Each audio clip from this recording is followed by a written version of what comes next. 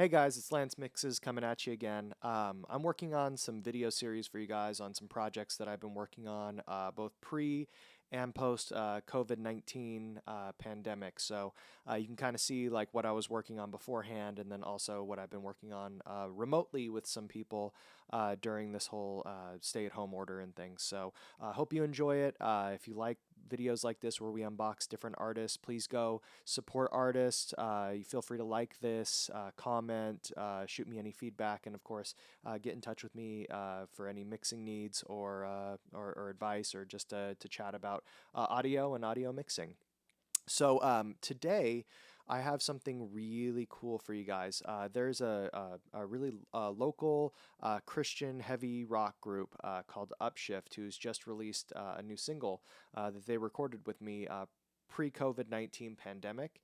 And today I'm going to unbox that track that they just released and show you kind of what we did in the recording process with some of the production value elements, and really just line by line, instrument by instrument, what it sounds like, and really how it came together to be the track that from the internet. So this is Endless Pursuit from Upshift Music. So if you want to look them up, they're Upshift Music from Southern California.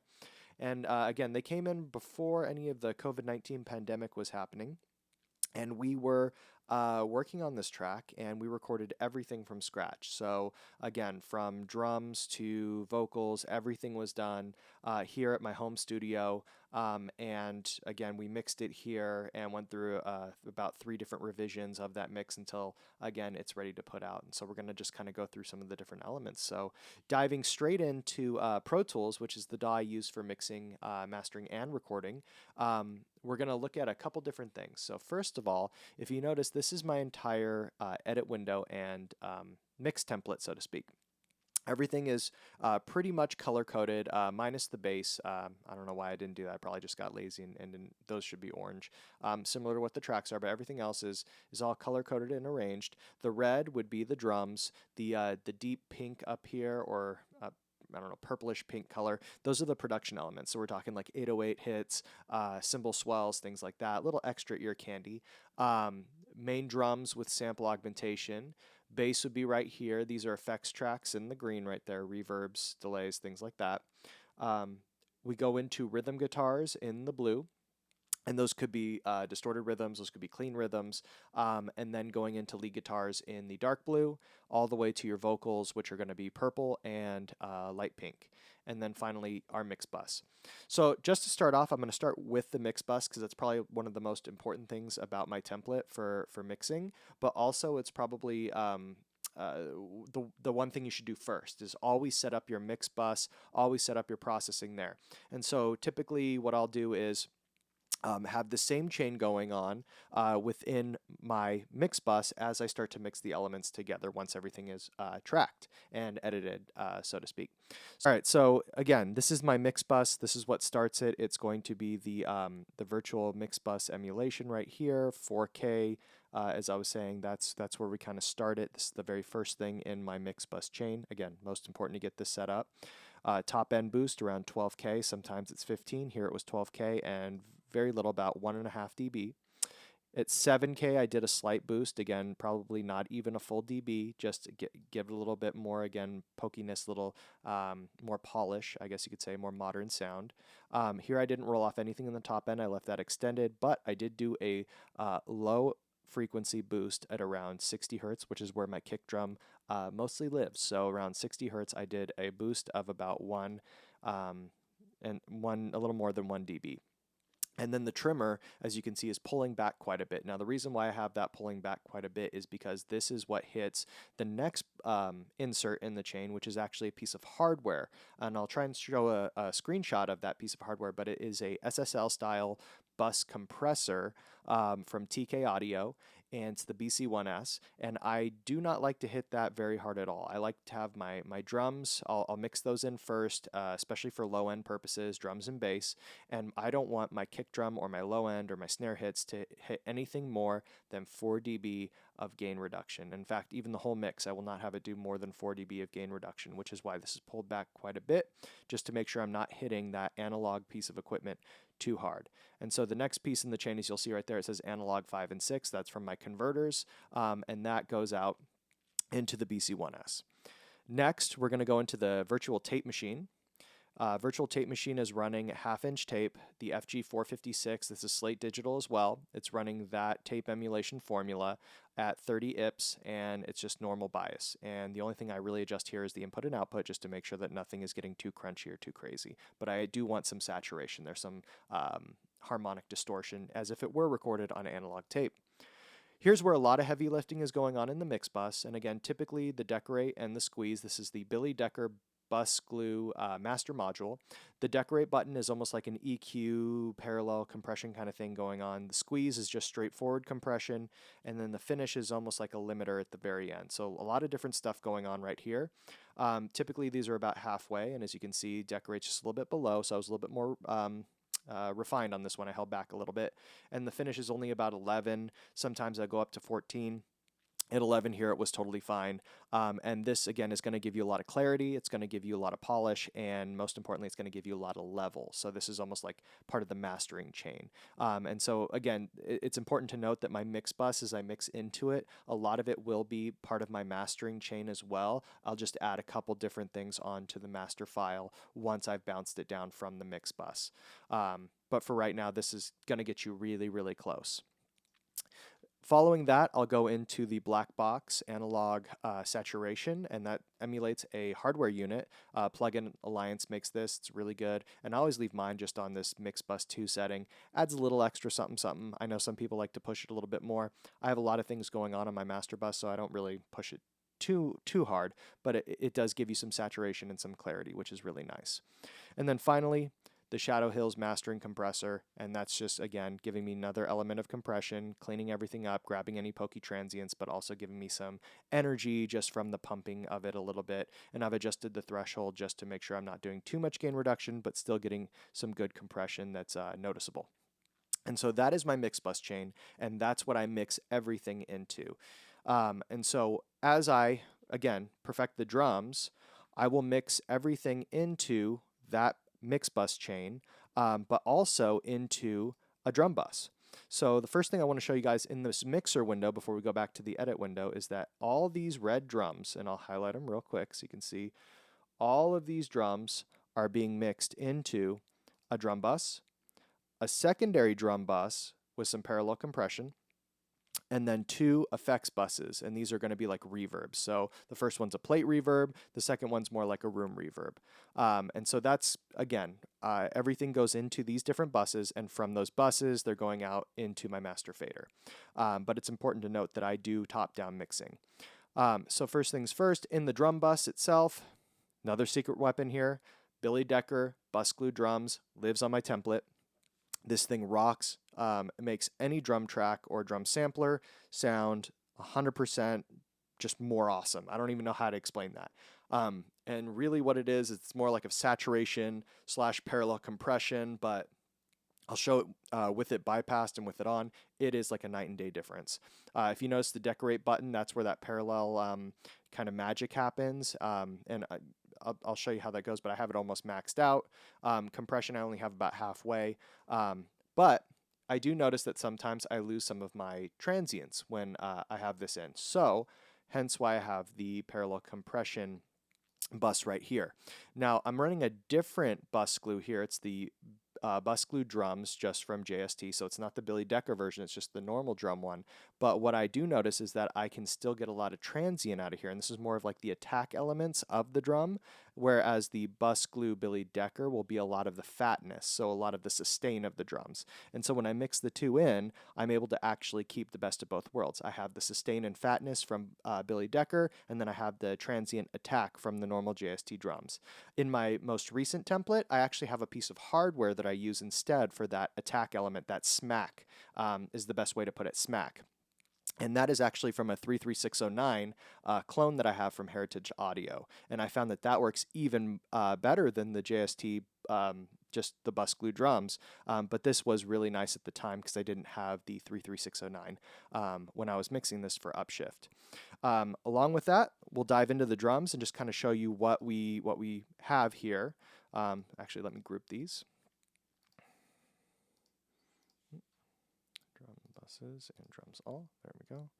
All right, and so here is kind of what all the drums sound like together. Again, these were recorded here at my studio, and I'll play through it, and you can kind of just hear what some of the tones are. Again, these are live drums. I believe he plays a Gretsch kit, but I also did some sample augmentation from Steven Slate Drums 5, so SSD 5, and not the new update 5.5, but just the original Steven Slate Drums 5. And I used the original drum tracks to just trigger some MIDI stuff. But I'll show you what it sounds like with all the drums going. I'll take out the processing, and then I'll throw them in. And I'll leave the reverbs on just so that it kind of has some space to it. But here's what the drums sounded like, again, with the samples, but without any of the bus processing.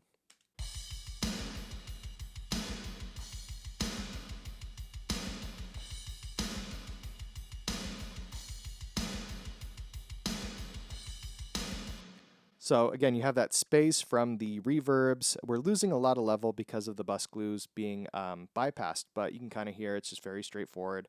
A lot of snare, reverb.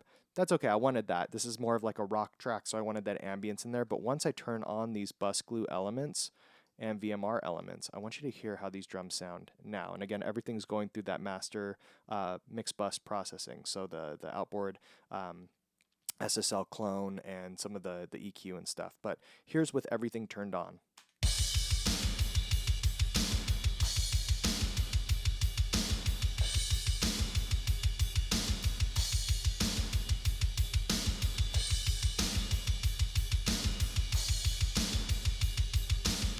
So kind of a night and day difference. Snares poking out a little bit more, less of that ambience is there. You're getting more of the original hit. Again, that's from the parallel compression. The kick drum is very much so in your face, and there's a lot of low end just hitting you really hard with that kick drum.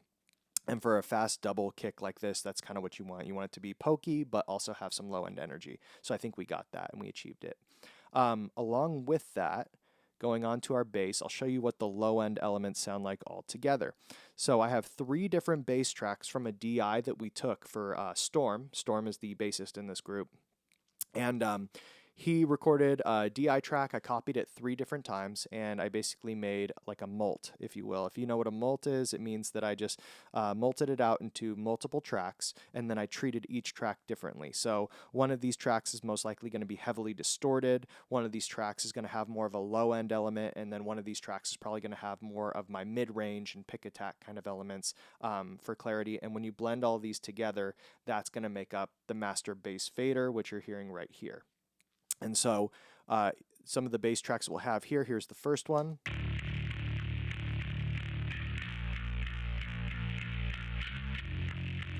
Very compressed, very distorted. Second track.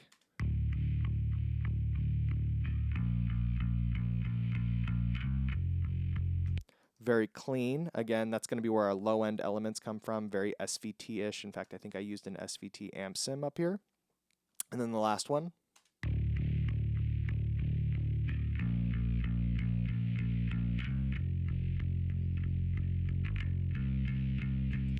Nice, but pokey. So you can hear the upper mid range is really pokey in that one. Sounds like the SVT, but I just wanted a little bit more of that like high mid to poke out. So when I blend the 3 of these into the bass bus, which has, again, some processing, we get this tone.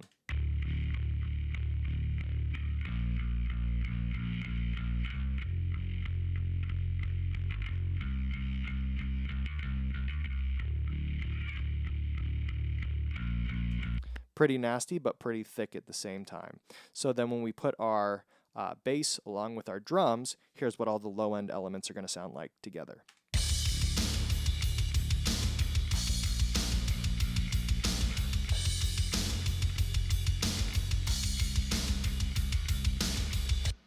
So perfect. That nastiness kind of disappears a little bit, blends into the track, into the energy of the cymbals, and it just makes it sound even more energetic. So that would be how I would set my mix bus at that point. I would make sure that my drums and my bass are not overloading the mix bus compressor. And again, I would probably be aiming to get about 2 to maybe 3 dB of gain reduction on my mix bus compressor right now.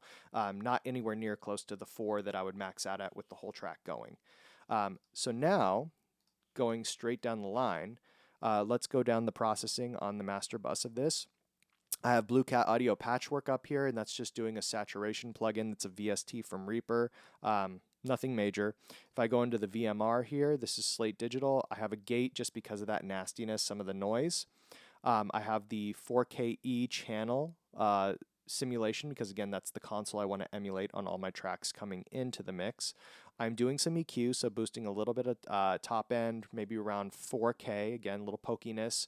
Here we're at 4.5K, so we're doing another boost. This one's going to be a little bit more narrow as far as the band that I'm boosting. I'm doing a cut around, let's say, 300 hertz, something like that. And then I'm also doing a cut here at 50 just to make some room for the kick drum. And I'm rolling off all of my sub lows. So up to, what does it say, 48 hertz. And again, that's more of where my kick drum is probably going to lie, anywhere from 40 to 60. And then anything below that, I probably just don't even want to have in the track altogether, just muddy it up. So that's what I'm doing there. Moving on to some EQ here, doing a high frequency cut right here, pretty substantial in the top end just to get rid of some of that nastiness, some of that fizziness. This has actually got a very gentle slope when you start to roll off some of these low frequencies and high frequencies, so that's why I like to use the custom series EQ. Works really nicely. And then I have the FG116 FET compressor, so this is almost like an 1176 model on a 4:1 ratio, and it's just doing some compression. So again, doing heavy compression here.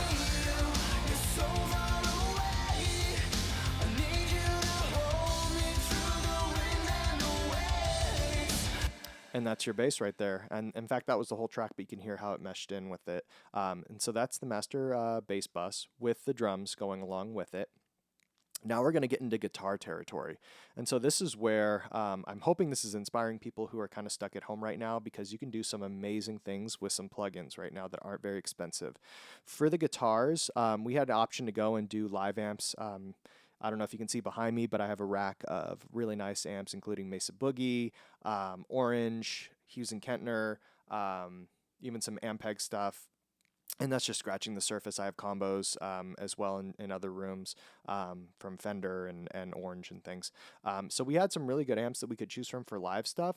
However, because we were doing a lot of late night tracking and things, we didn't want to wake the neighbors. And again, this is a home studio for me.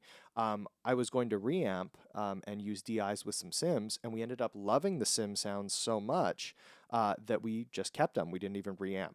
And I'm going to tell you right now, we used primarily on this track Toneforge Menace from JST Plugins, Toneforge Ben Bruce from JST Plugins, and we also used this Brainworks Plugin Alliance Fender Bassman for cleans. So those are the distorted and the clean guitars all right there in Sims, and they just sounded phenomenal, monstrous. So we kept them. We didn't reamp anything. The Sims were it.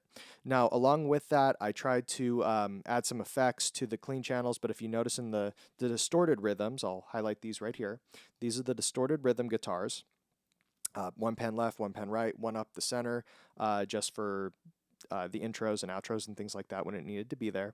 There's nothing going on but the Sim. So I'm not processing in any way after that on the actual tracks themselves. On the clean guitar, I did the Bassman. There's a spring reverb. Again, just really easy. I think this is just an Avid one. Spring reverb, just to make it sound like a very nice Fendery amp. I did use a tube delay. This is from SoftTube, part of a plugin package I think I got for free from them, so really cool. And then again, a process from VMR just to add a little bit more top end roll off. Some of the low end, and then also to boost it up in the trimmer because I wasn't getting enough level, I think, and I had to adjust it after the fact. So really that is all of the main rhythm guitars, just straight amp sims. And then where a lot of the plugin magic happens is right here on the Billy Decker Bus Glue electric guitar. This one is adding so much to it, and I only have the decorate button at like less than 3, but it just adds a lot of mid-range growl and character to it. So this is where, again, a lot of that processing is going to be, and it also rolls off a lot of the low end that you're probably not going to use in the track because it's part of the bass and drums. This takes care of that for you. So that decorate button is just magic, and it boosts what you want, takes away what you don't want. The Blue Cat Patchwork plugin right here underneath it is just adding some basic just room ambience. It's a VST from a different plugin company. I don't know if you guys are familiar with Blue Cat Audio Patchwork, but it just allows me to use reverbs, delays, and VST instruments from Apple, so AU plugins in Pro Tools, which doesn't run AU, or VSTs. And so that's what I'm just doing, using a room reverb right there. And then finishing up that track with a basic channel simulation, again, Brit 4K SSL 4000. No EQ, but if I need to, I can always add it after the fact. And then a slight boost right here on the trimmer, again, just for a little bit of boost. And so what probably happened was I did a pass of the song on a mix. I thought the levels were great. They came back and they wanted a revision. They liked the automation, but they wanted the guitars up overall rhythms. So, and that's why I leave that trimmer in on the master track. I can keep the same automation, but just boost it a couple of dB at the end, and then they get what they want, a little bit louder on the rhythm guitars. So a really cool tool right there. Instead of having to go and redraw all the automation that you do, just put in a trimmer at the end, keeps all your automation relative, and then you just boost it up. So then we go into lead guitar territory. And so these two blue tracks right here that I'm highlighting are my lead guitar tracks. And again, Tone Forge, Ben Bruce, Tone Forge, Ben Bruce. This was, again, the whole main guitar tone right there. And again, the Blue Cat audio right there doing the same thing, adding some effects from some VSTs or AUs that just wouldn't work for the AEX on Pro Tools. And as you can see, it's even bypassed, so I might have just automated it for a simple effect at like a certain point in the song. And then it goes into the lead guitar bus. Lead guitar bus, no surprise, Billy Decker bus glue, attenuating a little bit because it did boost a lot of level. Again, room ambience and our channel strip emulation. Doing a little bit of trim boost right there, probably because, again, I had to raise everything overall. And then we get into the vocals. So before I do that, here is all of the instrumentation. Let me solo all these without the vocals. Probably should have just muted the vocals, would have been easier. All right. And I'll talk about these production elements too before I play the whole track. The dark, I guess purpley or magenta, these are, again, this would be like a reverse snare to just add some build up. It's really cool when you reverse elements like that. You never know what it's going to do. An 808 hit just adds some energy in the low end. And then this FX, I think, is a reverse cymbal swell. And so those elements are within the track as well, just on certain parts in the beginning and end, just to transition into the different parts of the song. But altogether, here's what the elements sound like. The drums, the bass, the rhythm guitars, and the lead guitars. And I'll put it on the solo section so you can actually hear the solo from the lead guitars.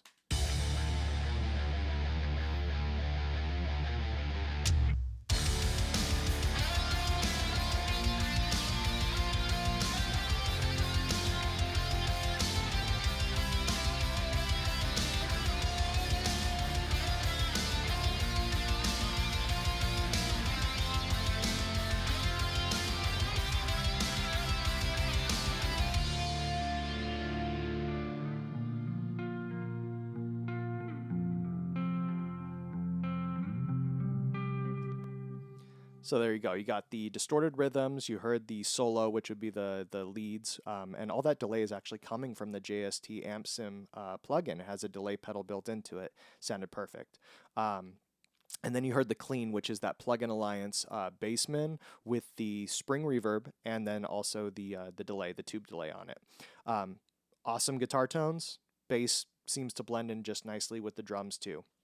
So no excuses. You can make these awesome tones right from home. And honestly, the JST amp sims are on sale all the time. Go and grab them. I think I have almost all of them now. And I think they go as low as even like 40 bucks sometimes, or 60 bucks for an amp sim. And they just sound monstrous and outrageous. So definitely grab those. Now we're going to get into vocal territory, which is something I love to work on. So in the vocals, they have a lot going on as far as singing and screams, because this is kind of like a metalcore kind of band. And so the first set of tracks that you're going to see right here, I'll say main vox, actually right here. These are all main vox, and they go to this main vox fader. Okay, and so as you can see, there's no processing on them because I think I've committed them. And what I did is I used a Slate virtual mic system. So I had a microphone model, and I think I also used a distressor plugin from Slate in that VMS session, or in the VMR. And I just only compressed it maybe 2 to 3, possibly 4 dB on the way in, just to, you know, tap it down, make it a little bit more consistent. Once that was done, I was able to go back. I did some slight tuning on the vocals for the singing vocals, and then they were good to go.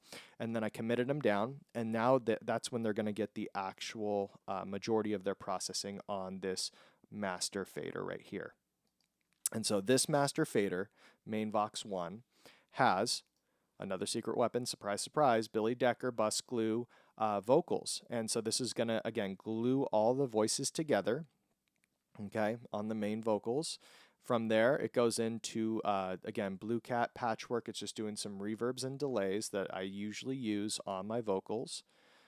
And then it goes into the virtual channel strip on the Brit 4KE, and then any finalizing EQ. But if you notice, the only thing I'm doing is rolling off to about 100 hertz because I don't need any of that low end in my vocals.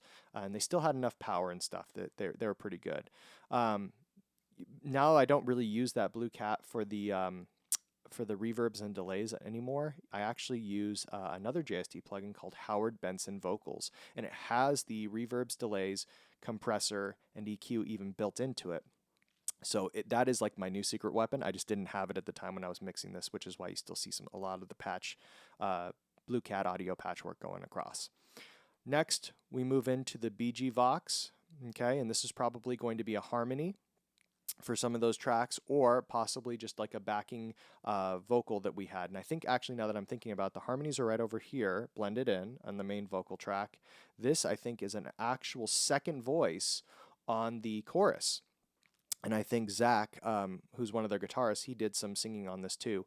And that's where his vocal is going to be. Same thing, tapped it a little bit with the distressor, used the same mic model, and it's going to this BG Vox track right here. But instead of using the Billy Decker compressor, I am using the Joel Wanasek compressor just to give it a different flavor, let that voice stand out a little bit more. And I didn't want it to overload the master main Vox track. So again, you don't want too much hitting this this main Vox compressor, the main vocal compressor. If you want separation, give it its own bus or give it its own track. I wasn't sure how many background vocal tracks we're going to have, so that's probably why there's a BG Vox master fader, and I just didn't process the individual track. Next, going in, same thing, Blue Cat's giving me some reverb and delay. I would use Howard Benson vocals now. VMR going on right there, same thing. Brit 4KE, no EQ, not even any roll off. It didn't need it. His voice didn't have a lot of low end that was fighting. So it worked out real nicely. And then we move on into the scream territory. But before that, I'll give you all of these singing vocals without the screaming. I'll let you hear the chorus because that's where all the singing is going to start. So where's my chorus right here? C1. God, I can't see you, you're so far away. I need you to hold me through the wind and the waves. The ocean is raging, I'll keep sailing to you. I'll never stop chasing in the endless pursuits. So there you go. Clean vocals, sounds great. And you even heard the second voice coming in over it too, which I've automated all over the place just to make sure it's audible. I think they actually wanted it turned up a little bit, Zach's second vocal. But sounds great. Now we move on into the scream territory right here. And so each track has a molt or two different screams. It's actually not a molt because I tracked it twice, so it's like a double track. We did the pass once, I had him do a pass again, and I blended and I made one heavily distorted and heavily compressed and one less distorted and less compressed just to keep some of the dynamics, and then I blended within there. So the first one has a lot of VMR going on with just a gate. But then the second one has a lot of processing. This is where you're going to get your tube saturation from the preamp, saturation from the New York compression, or the New York virtual tube collection, I should say, from Slate. I'm doing compression with a blue stripe compressor at 4:1 ratio. And then I'm also after that using the Monster, which is an 1176 all buttons in emulation. So it's really emulating what that would sound like with all buttons in on that compressor. And then bringing down the trimmer a little bit so it's not huge. Next, same thing. Gate, same processing. This is the second one. A lot of EQ going on this one, as you can see. A lot of top-end boost here as well. Roll off. Also some high mid on both of these that I'm boosting. So this is really for that attack and that percussive element. Still driving it, still getting saturation, and still compressing it. And so that's the first scream blend. And then here is the second scream blend.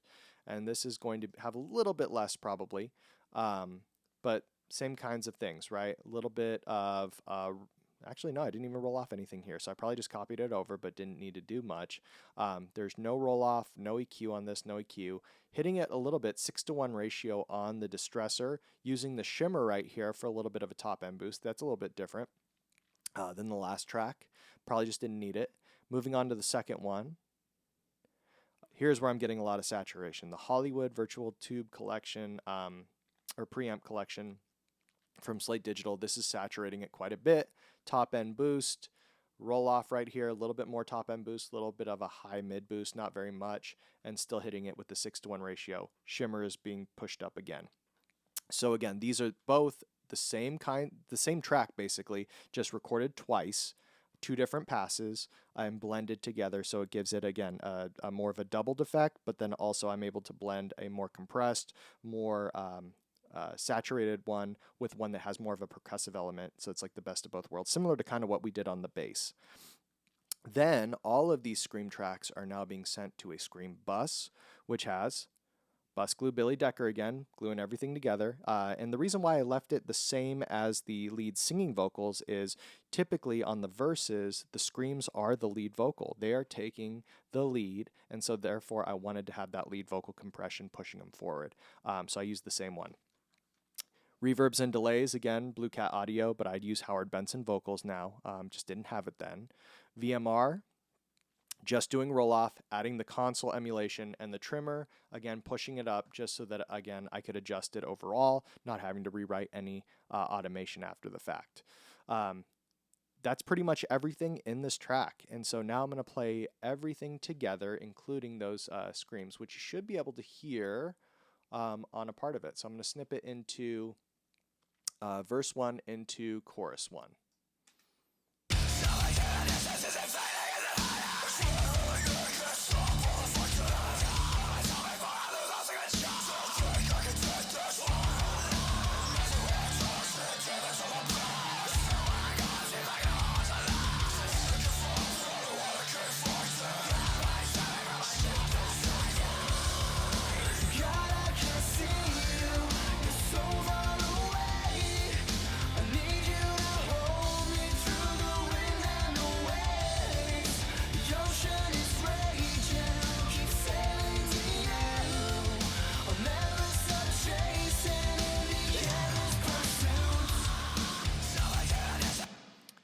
So you got to hear a little bit of it there. That was the first verse into the first chorus, and that's how everything sounds together. So again, go and check them out. They are Upshift music. This is called Endless Pursuit. You can stream it anywhere you stream your music. You can purchase it on iTunes, I believe. It's on Spotify, everywhere.